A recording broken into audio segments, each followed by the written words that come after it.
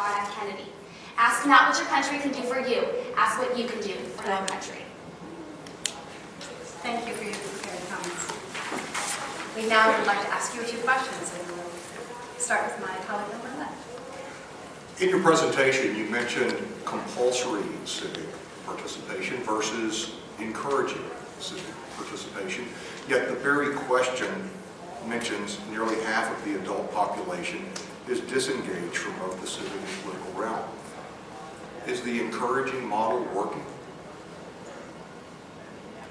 I think that encouragement of involvement in politics has not been to the level that it needs to be, and that the focus in our schools is more towards advancing one's station economically and to advance one's social status and to prepare one for the working world, as opposed to preparing one as a fruitful and dedicated citizen. Our democracy is also still an experiment. We have to remember that. We mentioned in our paper new websites, connections, and networking are trying to encourage young people to come out and vote and trying to connect with them. So we're going to see, I think, in the future, new ways that we can't even imagine right now of appealing to new generations of voters and even voters who have been out of touch with the system for a long while.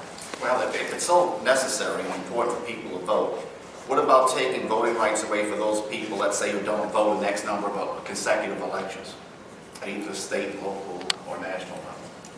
Taking away a citizen's right to vote should never be allowed in this sphere, regardless of how many times they vote, because it is intrinsic to your participation as a citizen to have that ability whenever possible. Because if you are not allowed to actively participate in your government, it's more of an ethic than anything else. That's why education is so important, fostering that ethic to want to vote. And if our system is failing, we need to be doing more things with education, such as We the People. And in the upcoming 2008 election, there's already been numerous new initiatives to increase this. For instance, there's a presidential debate in which YouTube videos were sent in from people of all different realms in order to cater to different interests. So things like that are what we need to be doing and focusing on instead of revoking their right to vote, which would just completely erode the foundation of any strides we've made. Okay, thank you. And that leads to my next question. Can schools do a better job of educating our young people to make them more civic and politically active, besides We the People, which is a great program? What else could the schools do?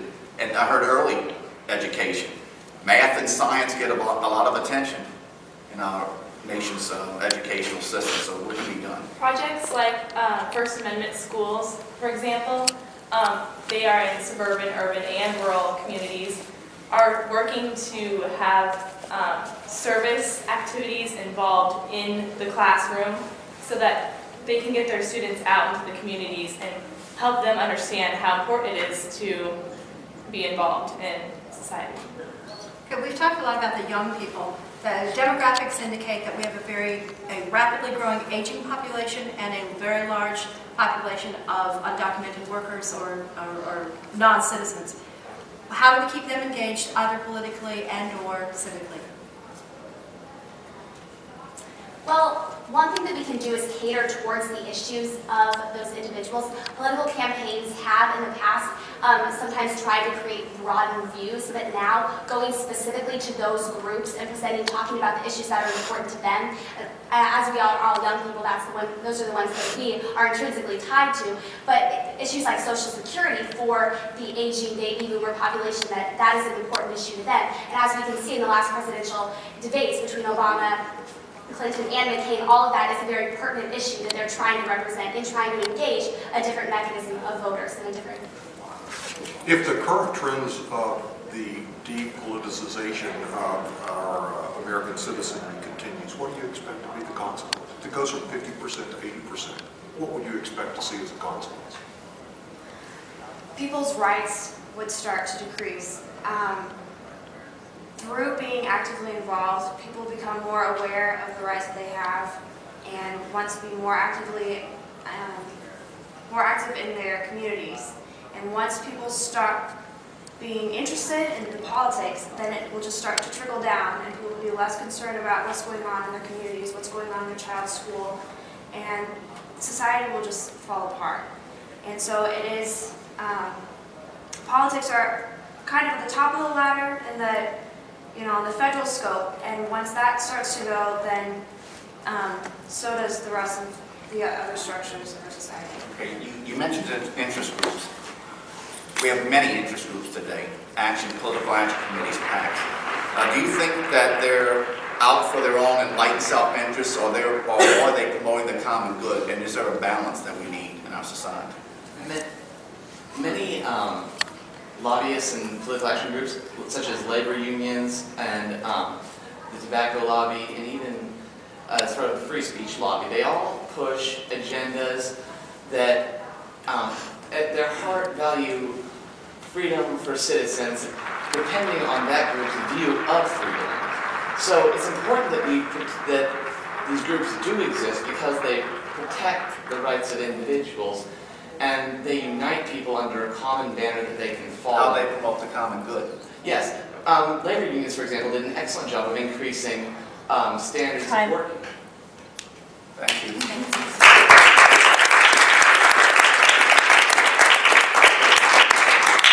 And it's now our time to give you some feedback and criticisms as well as comments about the project. And I get to presentation superior. You exuded confidence, you spoke well, the vocabulary was wonderful.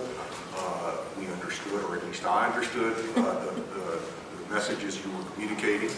I like the distinction about what we strive for, economic status and social status. I think that's a fact that's important in your communications. The statement that I most liked was a conclusory statement, and it was that the right to vote should never be taken away regardless of how many times one votes or doesn't vote.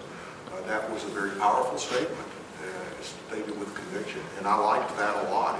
It's a good point. And you also rolled in a very significant issue, the baby boomers and Social Security, in response to that question, which I thought was very astute. Thank you. Okay, well, let's see, that's point number one. Point number two. I had those same points, great minds think alike. I like your references to being in tune with just not your generation, but knowing what the issues were of the older generations, being sympathetic and empathetic with the immigrant population, because they're being demonized today in many ways. I like your use of different kinds of research. You quoted the Washington Post. You made references to We the People, various interest groups. I like your answer on interest groups, that they do promote the common good through their enlightened self-interest. The one, they take care of the many with working conditions, salary, and so forth. So you have to start with what is your enlightened self-interest before you can address the common good of the group. So I like that answer. And I like the fact that we know we're short of time, we peppered you with questions, and yet you didn't lose your train of thought. You went from one to another, and that shows a level of sophistication when you can go from thinking about one particular area and then switch to another. And as I said, we did pepper you with quite a few. So I agree with everything my colleagues have said. Likewise, I have the list, and you can hear see all marking them up. One thing that really struck out to me was your use of the phrase "an ethic to want to vote." I thought that was a really nice phraseology. Good job. A couple other things. I thought your poise under pressure was excellent. Sarah, you had a real, you lost your place and didn't get rattled, and that's fine. Okay, so handling that pressure is great. You handled it well, no problem. Okay. A couple of other things. You used the phraseology of every individual, which is what then prompted me to ask about the elder people and the undocumented workers, and you handled that well. Good to think beyond just your age group. So, nice job.